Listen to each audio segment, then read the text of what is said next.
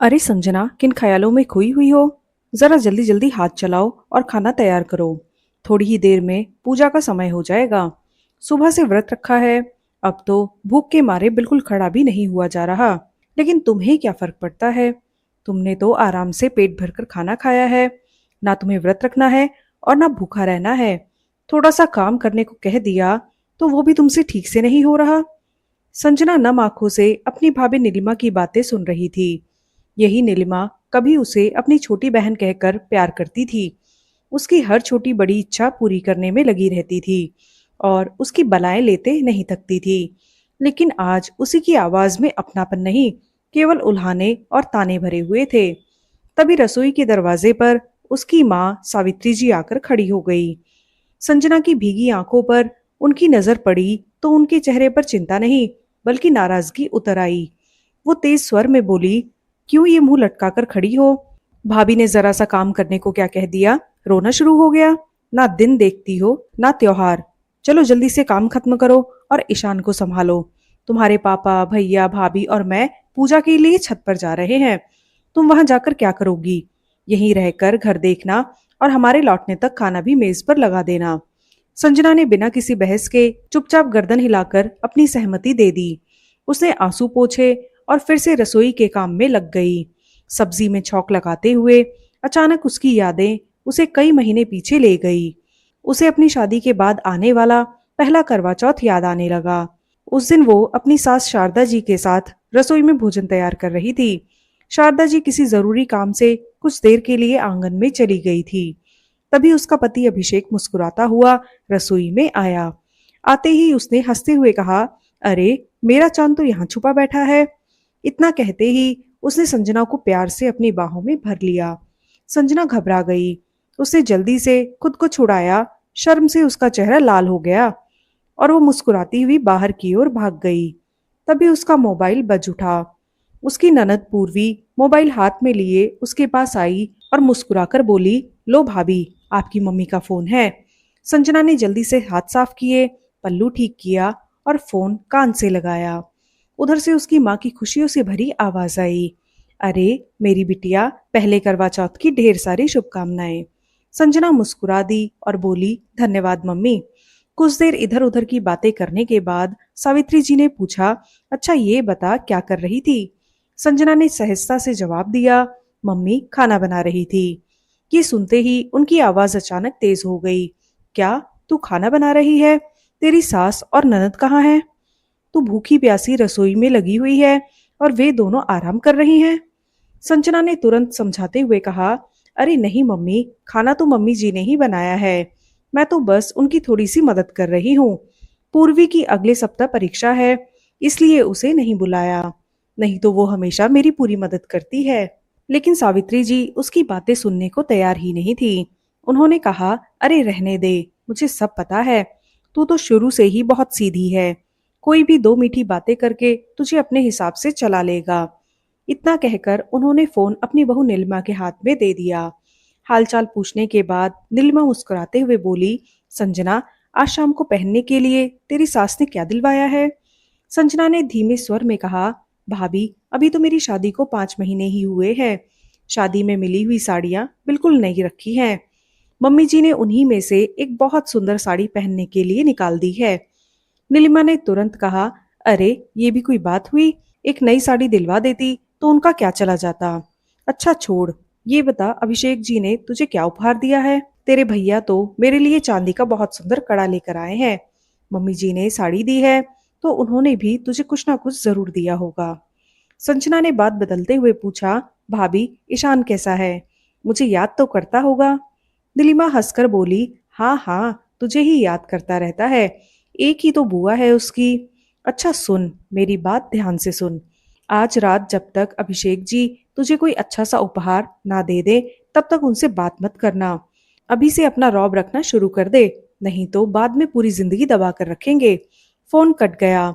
लेकिन नीलिमा की कही हुई बातें संजना के मन में लगातार घूमती रही। धीरे धीरे उसके मन में एक ऐसी कड़वाहट जन्म लेने लगी जिसका कोई कारण उसके अपने अनुभव नहीं थे, बल्कि दूसरों के शब्द थे। शाम को तैयार होने लगी तो उसने अपनी सास द्वारा निकाल कर रखी गई साड़ी वापस अलमारी में रख दी और दूसरी साड़ी पहन ली। वो साड़ी भी अच्छी थी, लेकिन उसे पहनने का उद्देश्य केवल इतना था कि बिना कुछ कहे वो अपनी नाराजगी अपनी सास तक पहुंचा सके। तैयार होकर जब वो नीचे आई, तो बार बार उसकी निगाह शारदा जी के चेहरे पर टिक जाती। उसे उम्मीद थी कि सास उसकी बदली हुई साड़ी देखकर कुछ जरूर पूछेंगी, लेकिन उनके चेहरे पर ना नाराजगी थी, ना शिकायत और ना ही कोई सवाल। यही बात संजना को भीतर तक चुभ गई। उसे लगा कि शायद उसकी पसंद नापसंद से किसी को कोई मतलब ही नहीं है। मन ही मन यही सोचते हुए वो परिवार के बाकी लोगों के साथ पूजा के लिए ऊपर चली गई, जबकि उसके मन में उठी गलतफहमियों का तूफान धीरे धीरे और गहरा होता जा रहा था। छत पर परिवार के सभी सदस्य एक एक करके इकट्ठा हो गए। चारों तरफ त्योहार का उल्लास दिखाई दे रहा था। पड़ोस की छतों पर भी महिलाएं सजी धजी खड़ी थी और सभी चांद निकलने का इंतजार करते हुए आपस में हंसी मजाक कर रही थी। लेकिन संजना का मन किसी भी बात में नहीं लग रहा था। उसके चेहरे पर छाई उदासी को देखकर शारदा जी ने 2-3 बार बड़े स्नेह से पूछा, क्या बात है बहू, तबीयत तो ठीक है ना? वहीं पूर्वी भी उसके पास आकर बोली, भाभी सुबह से कुछ बुझी बुझी लग रही है, कहीं कमजोरी तो नहीं हो गई? लेकिन हर बार संजना मुस्कुराने का प्रयास करती और यही कहकर बात टाल देती कि सब ठीक है। शारदा जी ने मन ही मन सोचा कि शायद पूरे दिन व्रत रखने की वजह से उसे कमजोरी महसूस हो रही होगी। इसलिए उन्होंने पूर्वी से कहा कि नीचे जाकर पहले से ही भोजन मेज पर सजा दे, ताकि पूजा के बाद किसी को ज्यादा देर तक इंतजार ना करना पड़े। थोड़ी ही देर बाद चांद निकल आया।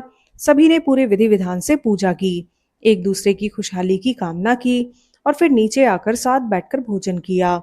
घर का वातावरण पहले की तरह हंसी खुशी से भरा हुआ था, लेकिन संजना के मन में उठी शंकाओं ने उस खुशी को उसके लिए फीका कर दिया था। भोजन समाप्त होने के बाद घर के सभी सदस्य अपने अपने कमरों में चले गए। जैसे ही अभिषेक कमरे में पहुंचा, उसने मुस्कुराते हुए संजना की तरफ देखा और बोला, आज तो तुम सच में बहुत सुंदर लग रही हो। इतना कहकर वो हमेशा की तरह उसे प्यार से अपनी बाहों में भरने के लिए आगे बढ़ा, लेकिन संजना झटके से उससे दूर हट गई और बिना उसकी तरफ देखे जाकर बिस्तर पर दूसरी ओर मुंह करके लेट गई। अभिषेक कुछ क्षण तक उसे हैरानी से देखता रहा। उसने कई बार प्यार से पूछा, क्या बात है, मैंने कोई गलती कर दी क्या? फिर बोला, अगर मुझसे अनजाने में कोई भूल हो गई हो तो बता दो, लेकिन यूं चुप मत रहो। मगर संजना के होठों से एक भी शब्द नहीं निकला। उसकी आंखों के सामने बार बार नीलिमा द्वारा बताया गया चांदी का कड़ा घूम रहा था और उसे लग रहा था कि शायद उसके पति को उसकी कोई परवाह ही नहीं है। काफी देर तक उसे मनाने की कोशिश करने के बाद जब अभिषेक को कोई जवाब नहीं मिला, तो वो भी चुपचाप दूसरी तरफ मुंह करके लेट गया। उस रात दोनों एक ही बिस्तर पर होकर भी एक दूसरे से बहुत दूर थे, और ये दूरी किसी वास्तविक घटना से नहीं, बल्कि कुछ शब्दों ने पैदा की थी। अचानक ईशान की मासूम आवाज सुनकर संजना की तंद्रा टूटी। बुआ, मुझे भी खाना दे दो। उसने वर्तमान में लौटकर देखा कि घर के सभी लोग भोजन कर चुके थे। किसी ने उससे ये तक नहीं पूछा था कि उसने खाना खाया या नहीं। उसने चुपचाप अपने और ईशान के लिए खाना परोसा। एक और जैसे ही मुंह में डाला, वो गले से नीचे ही नहीं उतर पाया। उसकी आंखों से आंसू बह निकले। उसने थाली वहीं ढक दी, केवल पानी पिया और बिना किसी से कुछ कहे अपने कमरे में जाकर लेट गई। मगर उस रात नींद उसकी आंखों से कोसों दूर थी। वो बार बार अपने विवाह के बाद की छोटी छोटी घटनाओं को याद करने लगी। उसे महसूस होने लगा कि कैसे उसकी माँ और भाभी की हर बात धीरे धीरे उसके मन पर असर करती चली गई थी। उन्होंने कभी उसे अपने ससुराल को दिल से अपनाने ही नहीं दिया। हर अच्छे व्यवहार के पीछे उसे कोई स्वार्थ दिखाई देने लगा था और हर रिश्ते में उसे कोई छुपी हुई चाल नजर आने लगी थी। शारदा जी बहुत समझदार और धैर्यवान महिला थी। उन्होंने कई बार प्यार से तो कभी हंसी मजाक में संजना को समझाने की कोशिश की कि नया घर अपनाने में समय लगता है, लेकिन रिश्ते विश्वास से बनते हैं, शक से नहीं। परिवार का हर सदस्य उसे खुश रखने की कोशिश करता था, फिर भी संजना को कभी मन की शांति नहीं मिलती थी। शारदा जी की हर सलाह उसे अपनी माँ की कही हुई बातों की वजह से कोई नई चाल लगती। पूर्वी एक चंचल, मासूम और हंसमुख लड़की थी, जो हर समय अपनी भाभी के आगे पीछे घूमती रहती थी। लेकिन माँ और भाभी की बातों ने संजना के मन में उसके लिए भी ऐसा जहर भर दिया था कि अब वही लड़की उसे अपनी सबसे बड़ी दुश्मन दिखाई देने लगी थी।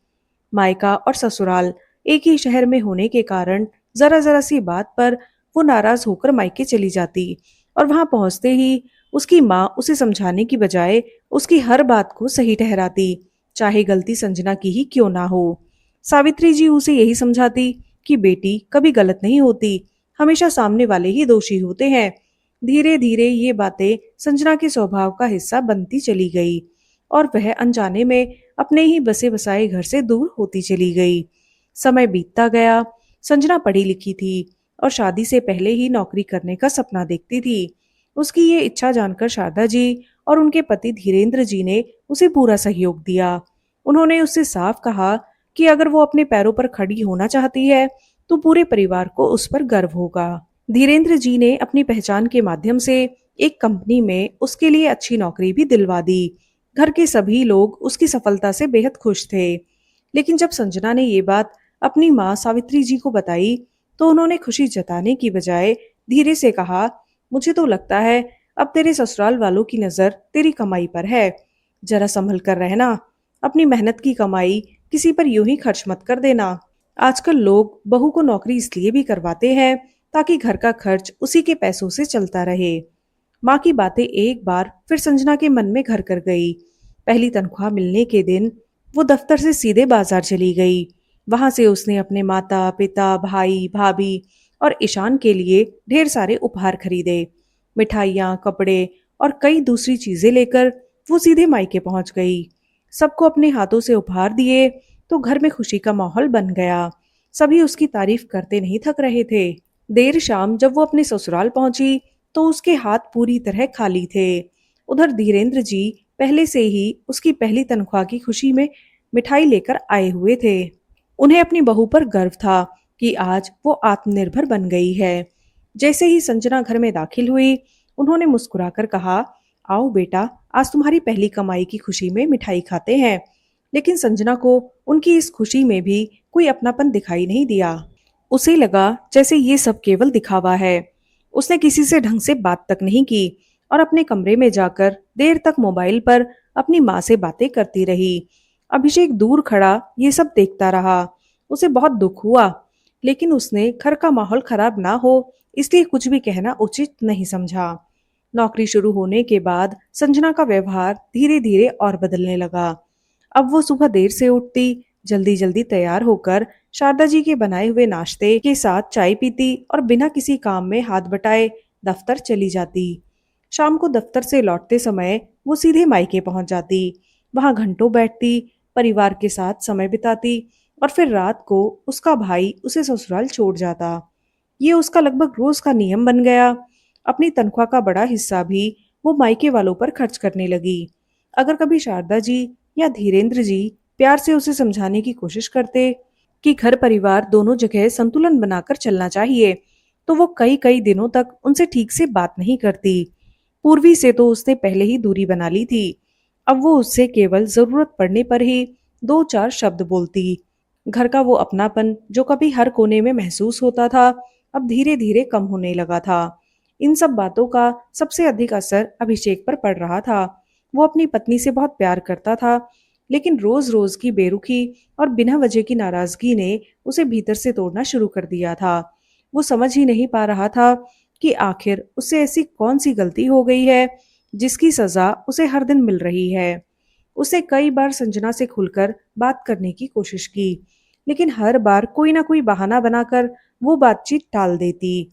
उनके वैवाहिक जीवन की मिठास धीरे धीरे फीकी पड़ती जा रही थी। एक रात की बात थी। संजना हमेशा की तरह अपने भाई के साथ देर से घर लौटी। जैसे ही वो अंदर आई, अभिषेक ने शांत लेकिन थके हुए स्वर में कहा, इतनी देर से आने की क्या जरूरत थी? अगर रोज वहीं रहना है तो वहीं रह जाती। उसकी ये बात सुनते ही संजना के भाई का गुस्सा भड़क उठा। उसने अभिषेक से ऊंची आवाज में बहस शुरू कर दी।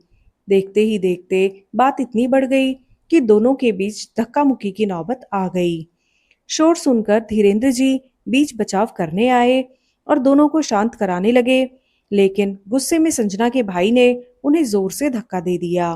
धीरेन्द्र जी अपना संतुलन खो बैठे और जमीन पर गिर पड़े। संजना के भाई ने उन्हें जोर से धक्का दे दिया। धीरेन्द्र जी अपना संतुलन खो बैठे और जमीन पर गिर पड़े। ये दृश्य देखकर शारदा जी और पूर्वी घबरा गई।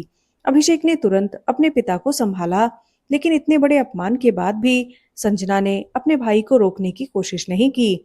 उल्टा वो उसी के साथ घर से चली गई। उसके जाने के बाद शारदा जी और धीरेन्द्र जी ने कई बार फोन करके उसे समझाने का प्रयास किया। अभिषेक भी चाहता था कि बात किसी तरह संभल जाए, लेकिन हर बार संजना अपनी माँ की बातों में आकर लौटने से मना कर देती। धीरे धीरे अभिषेक ने भी समझ लिया कि जब तक संजना खुद अपनी गलती नहीं समझेगी, तब तक कोई समझौता संभव नहीं है। उसने भी उसे मनाने की कोशिशें बंद कर दी। दूसरी ओर संजना अपने मायके में रहने लगी। दिन, सप्ताह और फिर महीने बीतते चले गए। देखते देखते 5 महीने निकल गए, लेकिन उसे ये एहसास नहीं था कि जिन लोगों के कहने पर उसने अपना घर छोड़ा था, वही लोग धीरे धीरे उसके प्रति अपना व्यवहार बदलने वाले थे। देखते ही देखते संजना को मायके में रहते हुए पूरे 5 महीने बीत गए। शुरुआत के कुछ दिनों तक उसे ऐसा लगता था कि उसने बिल्कुल सही फैसला लिया है। घर में उसका पहले जैसा स्वागत होता था, उसकी पसंद का खाना बनता था और सब उसके आगे पीछे घूमते रहते थे। लेकिन धीरे धीरे उसे महसूस होने लगा कि अब परिस्थितियां पहले जैसी नहीं रही। अब भाभी नीलिमा पहले की तरह उसके छोटे बड़े काम करने के लिए दौड़कर नहीं आती थी। उल्टा उन्हें ये उम्मीद रहने लगी थी कि संजना सुबह दफ्तर जाने से पहले पूरे घर का नाश्ता और दोपहर का भोजन तैयार करके जाए, तथा शाम को लौटने के बाद भी रसोई की पूरी जिम्मेदारी निभाए। पहले जो बातें प्यार से कही जाती थी, अब वही बातें तानों और उल्हानों में बदलने लगी थी। सबसे ज्यादा तकलीफ उसे तब होती जब उसकी माँ सावित्री जी भी हर बार अपनी बहू का ही पक्ष लेती थी। संजना कई बार कुछ कहना चाहती, लेकिन हर बार उसके शब्द गले में ही अटक कर रह जाते। धीरे धीरे उसकी नजर घर की कई ऐसी बातों पर भी जाने लगी जिन्हें उसने पहले कभी गंभीरता से नहीं देखा था। उसने महसूस किया कि जैसे जैसे उसकी तनख्वाह मिलने की तारीख नजदीक आती, वैसे वैसे उसके भैया और भाभी का व्यवहार अचानक बहुत मीठा हो जाता। दोनों कभी किसी जरूरी काम का बहाना बनाकर, तो कभी किसी घरेलू खर्च का हवाला देकर उसे पैसे मांगने लगते। कुछ ही समय में ईशान की स्कूल फीस, उसकी कोचिंग का खर्चा और कई दूसरी जिम्मेदारियां भी धीरे धीरे संजना के कंधों पर डाल दी गई। घर में नया फ्रिज आया, फिर नई वॉशिंग मशीन आई और उसके बाद कई दूसरी सुविधाएं भी जुड़ती चली गई। इन सब में सबसे बड़ा योगदान उसी की कमाई का था। लेकिन अगर वो कभी अपनी इच्छा से कोई अच्छी चीज बनाने की बात करती, तो नीलिमा तुरंत महंगाई का रोना रोकर उसे मना कर देती। सबसे दुख की बात ये थी कि हर बार उसकी माँ भी उसी का समर्थन करती थी।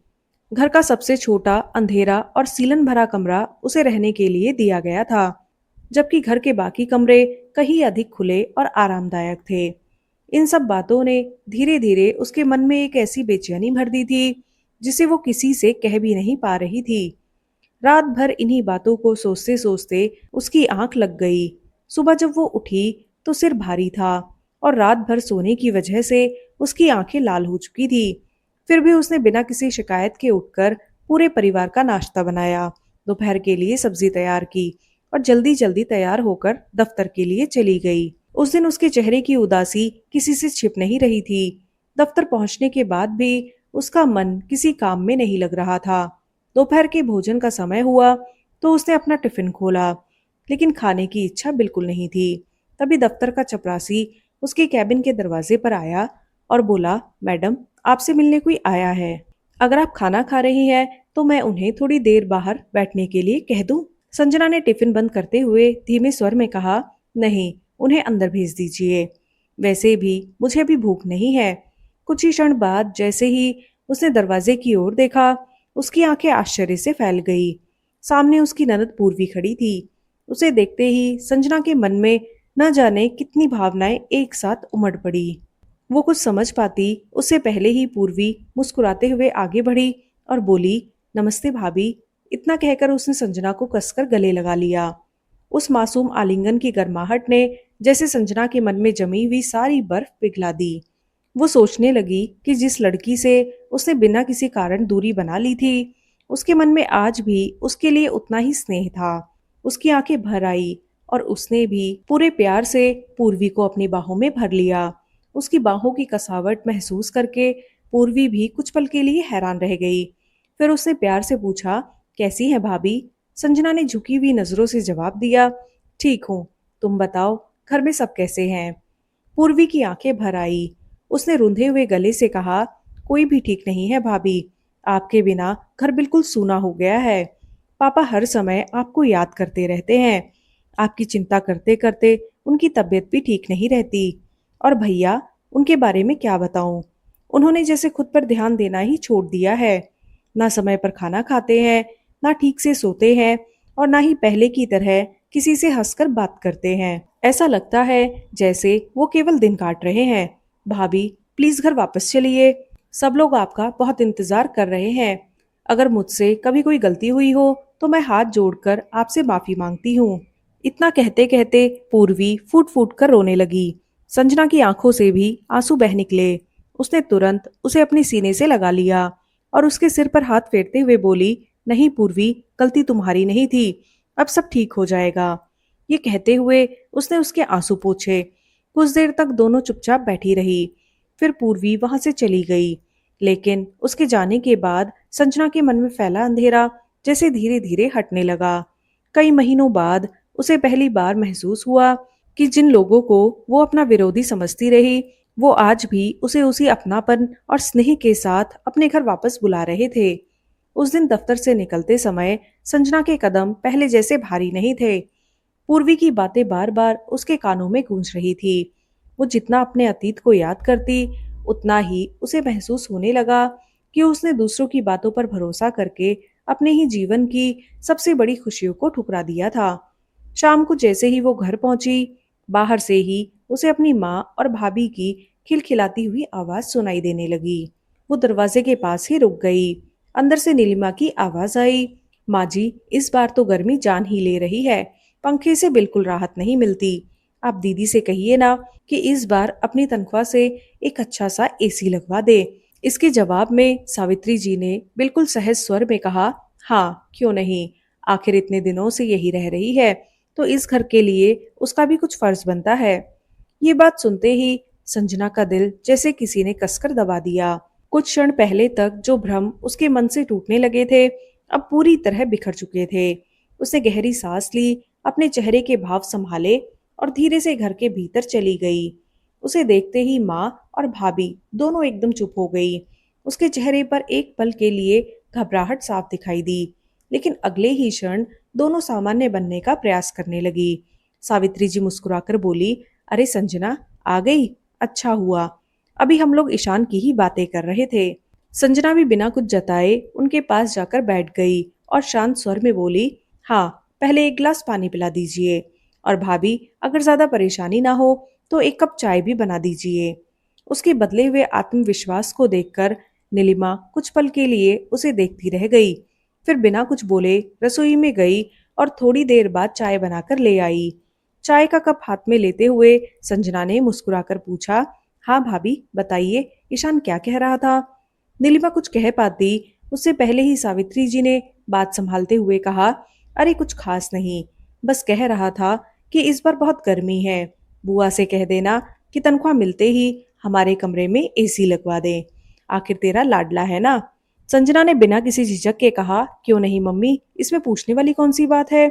मैं तो खुद सोच रही थी कि इस बार एक एसी ले ही लूं। ये सुनते ही सावित्री जी और नीलिमा के चेहरे खिल उठे। दोनों ने एक दूसरे की तरफ देखा, जैसे उनकी इच्छा पूरी होने वाली हो। तभी संजना ने बिल्कुल शांत लेकिन दृढ़ स्वर में आगे कहा, हम कल ही एसी खरीद लेंगे।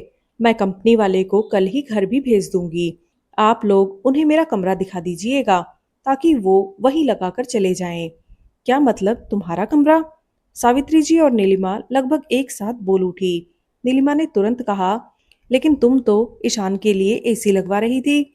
संजना ने उसी शांति से जवाब दिया, हाँ तो मैंने कहाँ मना किया है। एसी मेरे कमरे में लगेगा और ईशान भी वहीं आराम से सो जाएगा।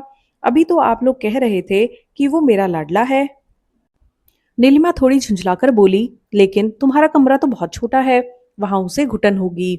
संजना ने बिना आवाज ऊंची किए कहा, कोई बात नहीं, हम लोग कमरे बदल लेते हैं। आप लोग मेरे कमरे में आ जाइए और मैं बड़े कमरे में चली जाऊंगी। उसकी बात सुनते ही नीलिमा का चेहरा उतर गया। वो तेज स्वर में बोली, हम अपना कमरा क्यों छोड़े?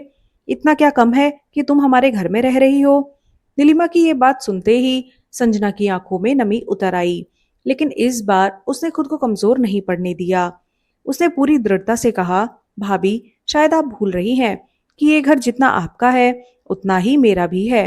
इस घर की बेटी होने के नाते मेरा भी इस घर पर अधिकार है। और एक बात और, इस घर में जो ज्यादातर नई सुविधाएं आई हैं उनमें मेरी मेहनत की कमाई भी लगी है। मैंने कभी इसका एहसान नहीं जताया, क्योंकि मुझे लगा था कि ये भी मेरा अपना घर है।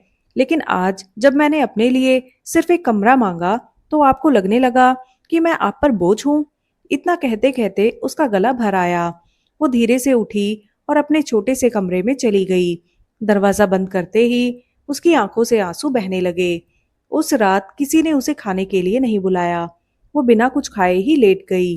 पूरी रात वो छत को देखती रही और सोचती रही कि जिस घर को बचाने के लिए उसने अपना घर छोड़ा था, वही घर आज उसे अपना मानने को तैयार नहीं था। सुबह सूरज निकलने से पहले ही वो उठ गई। उसने स्नान किया, चुपचाप अपने कुछ कपड़े एक बैग में रखे और बिना किसी से कुछ कहे घर से बाहर निकल गई। ना माँ ने उसे रोका, ना भैया ने, और ना ही भाभी ने। ऐसा लगा जैसे उसके जाने से किसी को कोई फर्क ही नहीं पड़ा। संजना धीरे धीरे चलते हुए अपने ससुराल के दरवाजे तक पहुंची।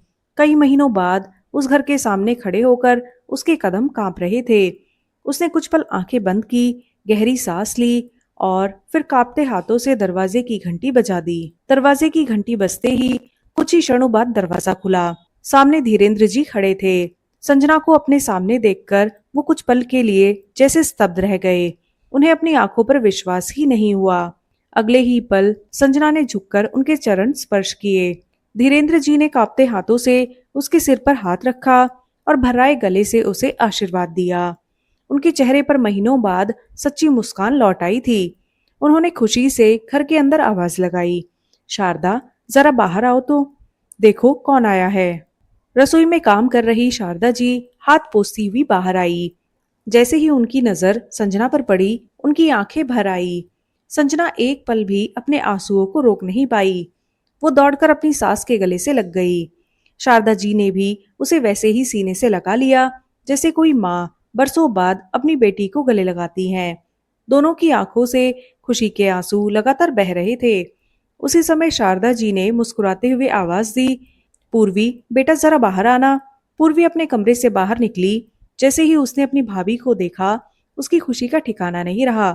वो दौड़कर संजना से लिपट गई और फिर उत्साह से बोली, भैया देखो कौन आया है। इतना कहकर वो अभिषेक के कमरे की ओर दौड़ने लगी, लेकिन शारदा जी ने तुरंत उसका हाथ पकड़ लिया और मुस्कुराते हुए इशारे से उसे चुप रहने को कहा। फिर उन्होंने प्यार से संजना की तरफ देखा और आंखों ही आंखों में उसे अपने कमरे में जाने का संकेत दिया। संजना का चेहरा शर्म से झुक गया। उसने धीमे कदमों से अपने कमरे की ओर बढ़ना शुरू किया। कमरे का दरवाजा खुलते ही पुरानी यादों ने उसे चारों ओर से घेर लिया। यही वो कमरा था जहां उसने अपने वैवाहिक जीवन के सबसे खूबसूरत पल बिताए थे। सब कुछ पहले जैसा ही था। कमरा साफ सुथरा था, हर चीज अपनी जगह पर रखी थी, लेकिन फिर भी वहां एक अजीब सी उदासी फैली हुई थी। अभिषेक दफ्तर जाने के लिए तैयार हो रहा था। संजना चुपचाप उसके पीछे जाकर खड़ी हो गई। उसने गौर से अभिषेक को देखा। पूर्वी ने जो कुछ कहा था वो बिल्कुल सच था। कुछ ही महीनों में अभिषेक का चेहरा पहले से बहुत उतर गया था। उसकी दाढ़ी बढ़ी हुई थी, आंखों के नीचे काले घेरे साफ दिखाई दे रहे थे और वो पहले से काफी कमजोर भी लग रहा था। संजना की आंखें भर आई। उसने धीरे से आगे बढ़कर पीछे से अभिषेक की कमर में अपनी बाहें डाल दी। अचानक इस स्पर्श से अभिषेक घबरा गया। उसने तुरंत पीछे मुड़कर देखा। सामने संजना को खड़ा देखकर वो कुछ क्षणों तक उसे बिना पलके झपकाए देखता ही रह गया। संजना उसके बिल्कुल पास आ गई। उसने प्यार से उसके गाल को छुआ और मुस्कुराते हुए पूछा, ये बिना पलक झपकाए क्या देख रहे हैं? अभिषेक की आंखें भीग गई।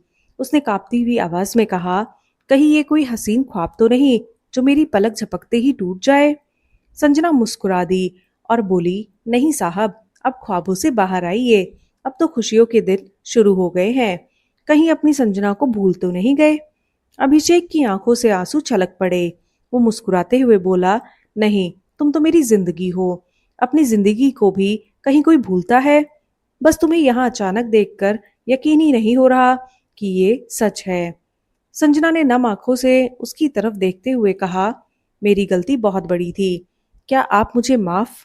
लेकिन उसकी बात पूरी होने से पहले ही अभिषेक ने प्यार से उसके होठों पर हाथ रख दिया और बोला, अब कुछ मत कहो। जो समय बीत गया उसे याद करके इस पल को क्यों खराब करें? भगवान ने हमें फिर से एक मौका दिया है। अब हम सिर्फ आगे की सोचेंगे। इतना कहकर उसने संजना को कसकर अपने सीने से लगा लिया। महीनों से बिछड़े दो दिल एक बार फिर एक दूसरों की धड़कनों में सुकून खो चुके थे। कुछ देर बाद दोनों मुस्कुराते हुए कमरे से बाहर आए। बाहर धीरेन्द्र जी और पूर्वी हॉल में बैठे हुए थे। उसी समय रसोई से शारदा जी के हाथों से बने गर्मा गर्म सूजी के हलवे की खुशबू पूरे घर में फैल गई। शारदा जी कटोरी में हलवा लेकर बाहर आई। उन्होंने सबसे पहले एक चम्मच हलवा संजना के मुंह में खिलाया और मुस्कुराकर बोली, मुझे पता है मेरी बहू को हलवा बहुत पसंद है। जिस दिन से तुम इस घर से गई हो उस दिन से मैंने हलवा बनाया ही नहीं। आज मेरी बहू वापस आई है, इसलिए सबसे पहले भगवान का भोग भी इसी से लगाया है। इतने में संजना का मोबाइल बज उठा। उसने स्क्रीन पर नजर डाली। फोन उसकी माँ सावित्री जी का था। कुछ पल तक वो मोबाइल को देखती रही, फिर बिना फोन उठाए उसने उसे साइलेंट कर दिया। उसके बाद वो मुस्कुराकर शारदा जी से बोली, मम्मी जी अब तो मुझे रोज आपके हाथ का हलवा खाना है, आप मना तो नहीं करेंगी? शारदा जी ने मुस्कुराते हुए उसे फिर से अपने गले से लगा लिया। तभी अभिषेक और पूर्वी भी हंसते हुए उनके पास आ गए। पूर्वी मुस्कुराकर बोली, मम्मी कहीं बहू के प्यार में हमें मत भूल जाना। सब लोग एक साथ हंस पड़े और अगले ही पल पूरा परिवार एक दूसरे से लिपट गया। घर का हर कोना फिर से हंसी और अपनेपन से गूंज उठा। धीरेन्द्र जी कुछ दूर खड़े मुस्कुराते हुए अपने परिवार को देख रहे थे। उन्होंने आसमान की ओर देखा और हाथ जोड़कर ईश्वर का धन्यवाद किया कि उनका बिखरा हुआ परिवार एक बार फिर से जुड़ गया। संजना ने पूरे घर पर नजर डाली। आज पहली बार उसे ये एहसास हुआ कि घर केवल दीवारों से नहीं बनता, बल्कि उन लोगों से बनता है जो बिना किसी स्वार्थ के आपका इंतजार करते हैं, आपकी गलतियों को माफ कर देते हैं और आपको हमेशा अपना मानते हैं। उसके चेहरे पर सुकून भरी मुस्कान आ गई। उसने मन ही मन कहा, हाँ यही मेरा अपना घर है। तो दोस्तों ये थी आज की कहानी। आपको ये कहानी कैसी लगी हमें कमेंट करके जरूर बताइए। अगर कहानी पसंद आई हो तो वीडियो को लाइक, शेयर और चैनल को सब्सक्राइब करना बिल्कुल मत भूलिए। फिर मिलेंगे एक नई कहानी के साथ। तब तक के लिए धन्यवाद।